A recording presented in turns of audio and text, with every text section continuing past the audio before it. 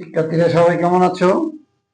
আজকে আমি তোমাদেরকে দ্বিতীয় অধ্যায়ে চ্যাপ্টার 8 টি ম্যাথ নিয়ে আলোচনা করব।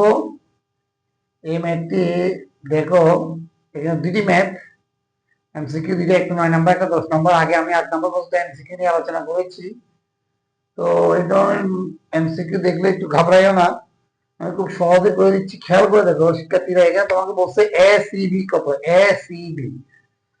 তাহলে এখানে একটা জিনিস দেখো, এই কোণটা এবং এই কোণ, এই দুইটা কোণের মধ্যে একটা সম্পর্ক আছে। তুমি একটু খেয়াল করো, এই বৃত্তচাপের উপর দমদমান, এটা কেন্দ্রস্থ কোণ, এটা বৃত্তস্থ কোণ। তাহলে এই কেন্দ্রস্থ কোণ আর বৃত্তস্থ কোণের মধ্যে একটা সম্পর্ক আছে। সম্পর্কটা কি? কেন্দ্রস্থ কোণ বৃত্তস্থ কোণের ডাবল। যদি তা হয় তাহলে আমি লিখতে পারি 2y plus 60 degree equal to কেন্দ্রস্থ কোণ বৃত্তস্থ কোণ ডাবল 2 ইন্টু 3y।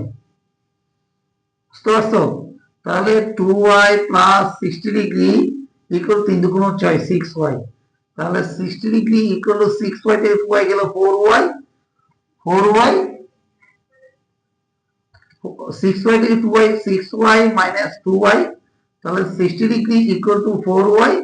তাহলে y এর মান কত? 60 কে দিলে y এর মান হচ্ছে যে 15 ডিগ্রি। y এর মান যদি 15 হয়, এই কোণের মান হলো 3 কোণ 45, এই কোণের মান এসিবি মান হচ্ছে 45 ডিগ্রি। খুব সহজে তো y এর মান বের করতে পারছি, 3 দিয়ে গুণ করলে এসিবি মানটা বের হয়ে গেছে। বুঝতে পারছো শিক্ষার্থী?